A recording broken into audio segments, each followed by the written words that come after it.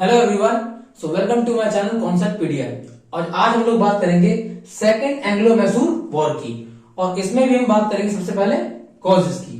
तो पहला कॉज ये है हैदर अली जो एक्यूज करते हैं, जो ब्लेम करते हैं किसको, ब्रिटिशर्स को। क्यों?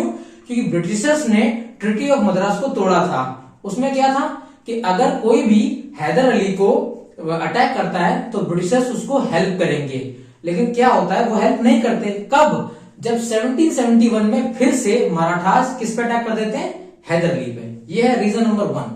कॉज नंबर 2 क्या है? कॉज नंबर 2 ये है कि हैदर अली फील करते हैं, उनको ऐसा लगता है कि फ्रेंच जो है वो ज्यादा हेल्पफुल हैं एज कंपेयर टू ब्रिटिशर्स।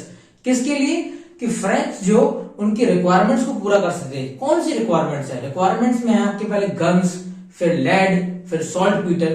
तो ये सब कुछ फ्रेंच उनको प्रोवाइड करा रहे थे। इसके बाद क्या होता है कि फ्रेंच जो हैं माहे नाम के पोर्ट से, ये माहे नाम का पोर्ट किधर है? मालाबार कोस्ट में। नीचे आप आ जाइए केरला में, वहां पर माहे नाम का जो पोर्ट है मालाबार कोस्ट में, जिस पर किसका कंट्रोल है? फ्रेंच का। अभी इस पर बहुत सारा वॉर मटेरियल लाया जाता है। किसके लिए? मैसूर के लिए, मतलब हैदर अली की सपोर्ट के लिए। अब इसी बीच क्या होता है? रीजन नंबर 3, अमेरिका में वॉर ऑफ इंडिपेंडेंस यानी आजादी की लड़ाई छिड़ जाती है। किसके खिलाफ? ब्रिटिशर्स के खिलाफ, क्योंकि ब्रिटिशर्स भी वहां पर रूल कर रहे थे।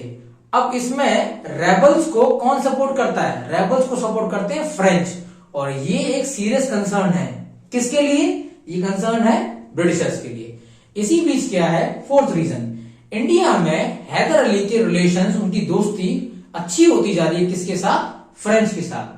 तो इस कंसर्न की वजह से what they do, Britishers tried to capture Mahe, लेकिन दे फेल्ड, वो फेल हो जाते हैं। अब now Haidar Ali take it as a serious challenge for his sovereignty, वो इसको सीरियस चैलेंज की तरफ लेते हैं। तो ये कुछ कॉजेस थे। अब बात करते हैं बैटल की। बैटल में क्या होता है? हैदर अली एक एंटी इंग्लिश अलायंस बनाते हैं। किसके साथ? मराठास और निजाम के साथ। और ये तीनों मिलके अटैक कर देते हैं कर्नाटिक एयरपोर्ट पे, और वहां पर हैदर अली इजीली डिफीट कर देते हैं। किसको? ब्रिटिश फोर्सेस को। किसकी लीडरशिप के अंदर? कर्नल बेले। कब? 1781 में। उसके बीच क्या होता है, जो इंग्लिश है वो अपॉइंट करते हैं सर आयरकूट को, और सर आयरकूट ब्रिटिश आर्मी की हेल्प से डिटैच कर देते हैं, अलग कर देते हैं। किसको? मराठास और निजाम्स को हैदर अली से अलग कर देते हैं। अब क्या है, हैदर अली और ब्रिटिश फोर्स के बीच में वॉर होती है। कहां पर? पोर्टो नोवो, जो अभी कहां पर स्थित है? तमिलनाडु में। और यहां पर ब्रिटिश हैदर अली को डिफीट कर देते हैं, हरा देते हैं। कब? नवंबर 1781 में। लेकिन हैदर अली क्या करते हैं, जल्दी ही अपनी आर्मी को रिकवर और रीग्रुप करके फिर से ही attack again on the Britishers, and this time he captured British commander. उसका नाम क्या है? उसका नाम है ब्रेथवेट। तो ये हो गया बैटल। अब बात करते हैं ट्रीटी ऑफ मैंगलोर की।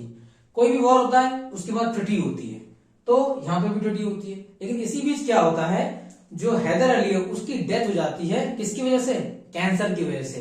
कब? 7 दिसंबर 1782 को। उनके बाद कौन आते हैं? टीपू सुल्तान। और यहां पर टीपू सुल्तान और ब्रिटिशर्स के बीच में 1 साल तक कंसिस्टेंटली लगातार वॉर चलती है, जिसका कोई रिजल्ट, कोई कंक्लूजन नहीं निकलता है। तो फिर क्या करते हैं, दोनों ही पार्टीज नेगोशिएशन के लिए आगे आती हैं। नेगोशिएशन होती है और पीस के लिए, शांति के लिए बात होती है। यानी कि क्या होती है, ट्रीटी ऑफ मैंगलोर साइन होती है। कब? मार्च 1784 को। इसमें कंडीशन क्या थी? इसमें कंडीशन सिर्फ इतनी सी थी कि दोनों ही पार्टीज यानी कि टीपू सुल्तान और ब्रिटिशर्स दोनों ही एक दूसरे की कैप्चर्ड की हुई टेरिटरीज को वापस लौटा देंगी। तो ये ओवरऑल क्या था, ये सब था सेकेंड एंग्लो मैसूर वॉर। और अगर आपको कोई भी डाउट है या आपने कोई वीडियो लेक्चर छोड़ दिया है तो आप उसको प्लेलिस्ट में जाके देख सकते हैं।